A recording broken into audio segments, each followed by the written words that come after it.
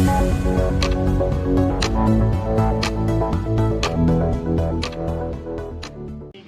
9% line loss हुआ है, एक बड़ी उपलब्धि है। 20% लाइन लॉस कम हुआ है, वो 20% संग्रह बढ़ा है, धन संग्रह बढ़ा है, तो राजस्व बढ़ा है। इस पर क्या कहेंगे? पिछले 2 दिन 6 तारीख और 7 तारीख को भारत के विद्युत मंत्रालय की ओर से राज्यों के विद्युत मंत्रियों की एक बैठक बुलाई गई थी, सम्मेलन था, जिसमें भारत के विद्युत मंत्री माननीय आर.के. सिंह जी ने हम लोगों से पूरे 1.5 दिन तक हम लोगों से के साथ चर्चा किया।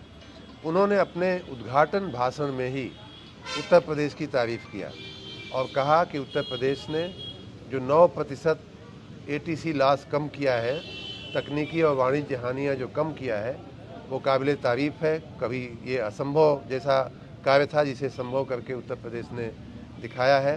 तो मैं उनकी तरफ से उन्होंने जो तारीफ़ किया, मैं उसको अपने सभी विद्युत कर्मियों और हमारे सभी उत्तर प्रदेश के सभी उपभोक्ताओं को भी मैं उस बात के लिए शाबाशी और धन्यवाद दूंगा, शुभकामना दूंगा, अभिनंदन करूंगा। साथ ही पूरी बैठक में जिन बातों की समीक्षा हुई, उन तमाम बातों पे, चाहे वो RDSS योजना के अमलीकरण की बात हो, चाहे उसके अंदर जर्जर तार बदलने का काम हो, चाहे टूटे हुए बांस बल्ली के खंभे बदलने का काम हो, चाहे स्मार्ट मीटरिंग का काम हो, इन सभी मापदंडों पे मैं कह सकता हूं और अपने विद्युत विभाग को के कर्मचारियों अधिकारियों को बधाई देने का भी ये अवसर है कि इन सभी मापदंडों पे उत्तर प्रदेश का परफॉर्मेंस बहुत ही अच्छा रहा। मैंने कल वहाँ जो पावर पॉइंट प्रेजेंटेशन हुआ था उसको मैंने ट्वीट भी किया था कि एग्जैक्टली ये वहाँ मीटिंग में कहा गया है। उसी प्रकार जो अन्य योजनाएं हैं, जैसे ग्रीन कॉरिडोर योजना के अमलीकरण का काम हो या भारत सरकार से RDSS योजना में मिले हुए धन के खर्च का काम की बात हो, सभी में उत्तर प्रदेश का जो परफॉर्मेंस है वो उत्कृष्ट रहा है। पहले दूसरे नंबर पे रहा है, ज़्यादातर में पहले नंबर पे रहा है। उसके लिए मैं माननीय विद्युत मंत्री जी का मैं धन्यवाद तो करूंगा ही कि उन्होंने उत्तर प्रदेश को इतना सम्मान दिया, इतनी बड़ाई किया, और विभाग ने भी, विद्युत विभाग भारत सरकार का, जो उन्होंने हमारे कामों की कदर किया, उनको भी मैं धन्यवाद दूंगा। साथ ही हमारे सभी साथी अधिकारी कर्मचारियों को भी धन्यवाद करूंगा। ये जो ATC लॉस कम हुआ है, कहने के लिए मात्र ये 9% वैसे भारी कमी है, लेकिन 9% का मतलब ये होता है कि लगभग 8,500 करोड़ रुपए की वार्षिक बचत।